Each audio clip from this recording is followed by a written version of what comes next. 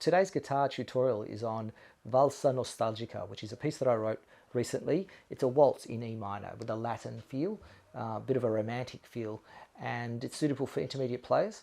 Now, if you'd like to download the music or be able to print it, follow along on the Sound Slice, which is a notation software that really allows you to loop and slow things down and work on various sections in detail. You can get access to all that on my LGM members portal, which is available on my website. Check out the link above.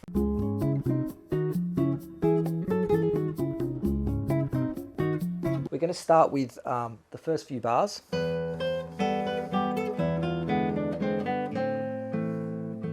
So you'll notice that I have a melody which is moving down the first string. This is a little bit unusual because oftentimes we have an ascending melody. This is what was happening in my previous tutorial, which is Tango Nights, where we're moving up the second string. And this time I've decided to move downwards, and at the moment I'm exploring these ideas of one string playing. Let me know what you think about melodies on the one string, because I actually do think that guitarists sort of miss out on that expressive quality by playing in a sort of vertical way, and we can sort of learn a lot from violin players and other instruments that move up the string. And this gives you extra creative and expressive abilities. So hopefully you'll be able to bring some of that out in this piece. Now, so we're going B, B, C, A, B, G, A, moving down, and then the second bar features an F natural, which is not part of the E minor scale, and I'm going to talk about that in 1 second. I should just mention that the accompaniment part is just an E minor with the open strings with the thumb and the I and M. So essentially it's a duet with one person playing that part and the other person playing the melody. Now we get to the second bar. So what's happening here is that we move to an E major chord. So we're going from minor, but we have an F natural. And if you'll notice from my previous videos that the F natural is not part of the E minor scale. It's actually the flat 9, but it's a really tense note which adds a lot of tension and color to the E chord. So just in case you're thinking, why is it an F natural? Well, it's the flat 9, okay? And we continue that melody down till we get to the A minor. So C, and then the rest of the chord being played by the I and the M. Now, as a response to that, which is kind of a question-answer, the response is, which is a B arpeggio. Play the first 2 notes, pluck them with the thumb, actually the first 3 notes with the thumb, and then you've just got I and A there. So this is so we're playing a B arpeggio. The first 3 notes, B, D, sharp, and F, are played with the thumb, and then continue that with your fingers, okay? Like a B chord. And then we go E minor. Then we move to a C flat, a C7, and then B7. So you notice underneath that chord is still playing.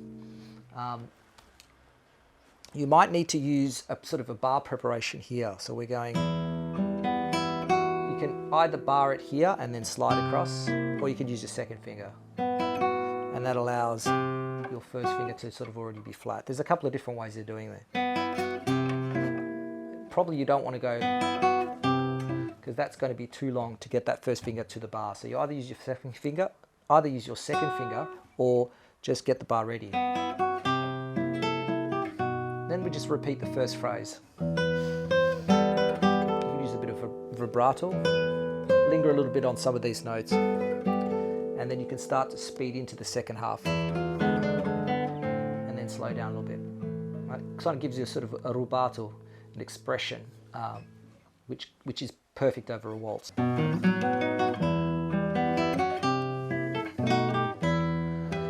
can add a harmonic at the end of that phrase, which is what I do at the end of the piece as well.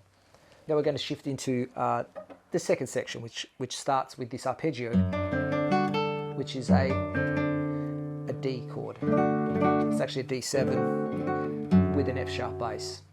So we got the bass moving here, and then we have the thumb moving to the 4th string. So the bass is actually on the 1st and 2nd beat while we're playing this D arpeggio, D7 arpeggio. And then we move to our G, which is where it resolves. The D7 goes to G. Chromatic part. So we're going B.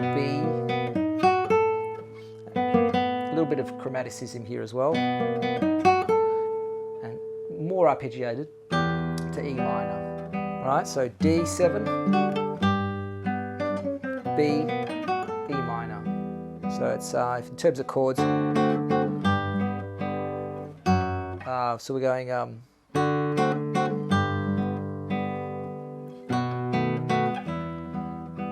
That's the chords, and then we move into C chord, C arpeggio, and then E minor arpeggio. All right, so moving up.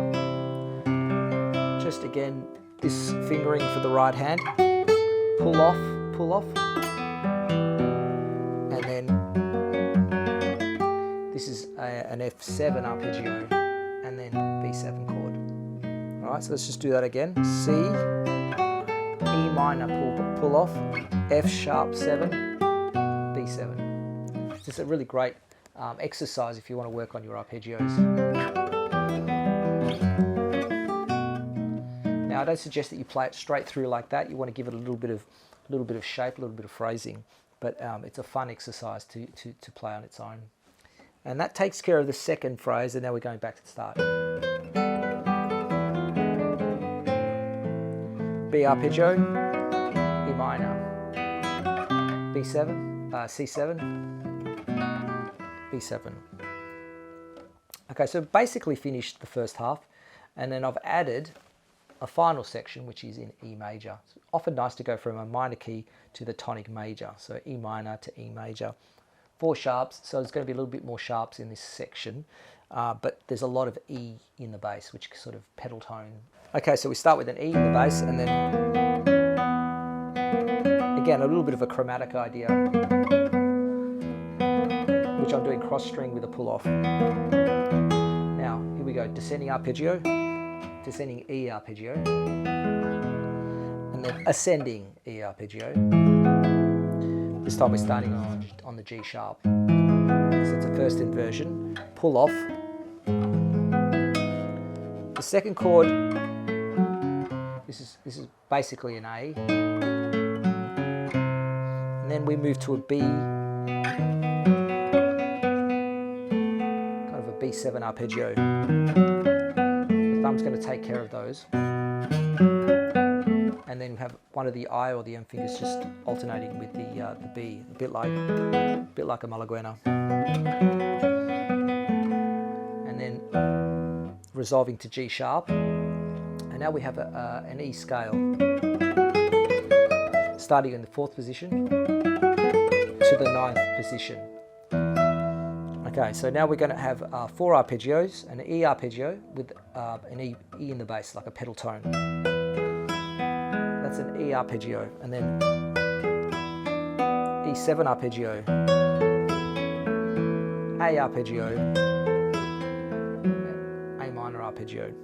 Okay, so we do the open string. The open E allows us to move positions. In fact, in this case, we've got E and B, and then open E. Often, so we always use the E, the open E, to move from this position, the 7th or 9th position, back to open. Okay, so A minor. Now we end up on an F sharp, which is just really a leading tone to the G sharp. E arpeggio in 4th position. Back to our block chords, which is a C sharp minor, and then F sharp minor, B7, E, and then we return. So it definitely has a bit of a nostalgic feel, but there's a little bit of something hopeful about it as well.